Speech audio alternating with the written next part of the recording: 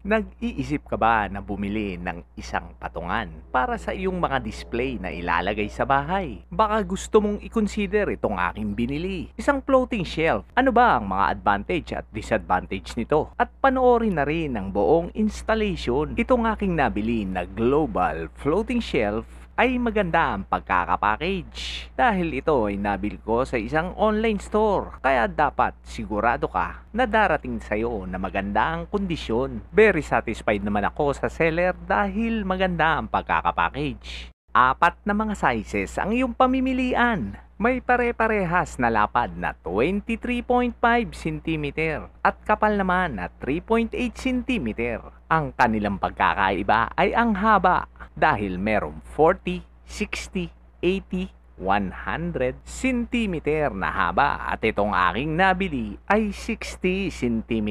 Nakasulat naman dito ang installation guide pero panoorin nyo na lang para madali nyong maintindihan ang pagkakabit nito.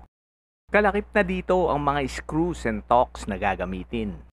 Hindi naman ito sobrang kabigatan dahil ito ay gawa sa medium density fiberboard. Ang kagandahan ng mga ganitong kahoy ay smooth ang kanyang pagkakagawa dahil makina ang gumagawa ng mga ganito. Maganda ang pagkakapolish at hindi masyadong glossy. Masarap siyang hawakan, walang kagaspang-gaspang. Ang isa pang magandang feature ng isang floating shelf ay nakatago ang kanyang bracket. Gawa ito sa bakal na sa tingin ko ay matibay naman. Sa start ng installation ay sukatin mo muna ang distance ng hidden bracket na butas sa gitna hanggang sa edge ng board at nakakuha ako ng 10 mm. Yung dalawang butas na makikita sa floating shelf, dapat ang pwesto niyan ay nasa ilalim.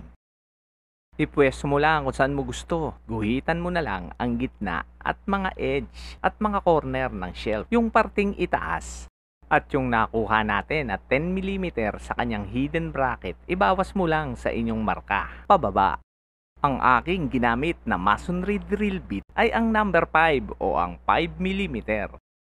Kung bibili nga pala kayo ng drill, ay hanapin nyo na ang may accessories na stopper para hindi ka na patansya-tansya. Kung gaano ba kalalim ang iyong ibabaon, maglagay ng panalo sa ilalim ng iyong ididrill para wala kang dumi. Ito yung sinasabi ko kanina, hindi ka na mananansya ng lalim dahil sa stopper. Kapag naitornilyo mo na ang gitnang iyong binutas at level naman, ay markahan mo na ang 7 pang butas.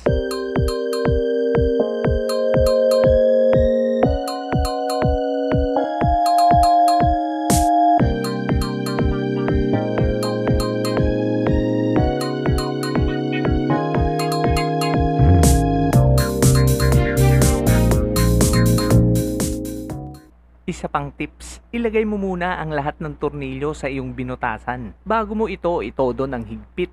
At tatandaan din na ang 2 butas sa rad ng hidden bracket, dapat ang pwesto nito ay nasa ilalim. Kapag mahigpit na ang lahat ng tornilyo at level naman, isalpak mo na ang floating shelf.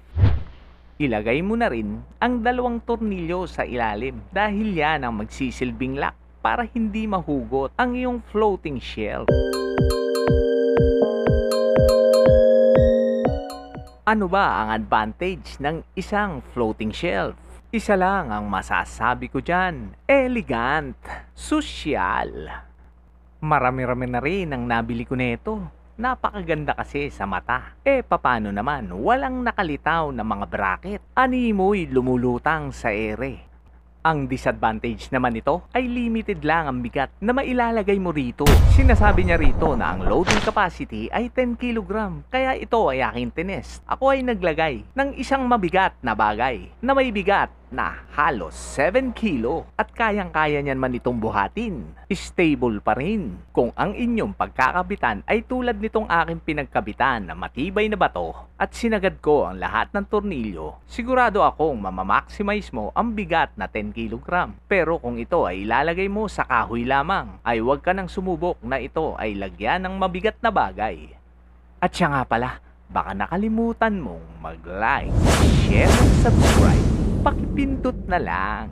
Hanggang sa susunod na mga tips.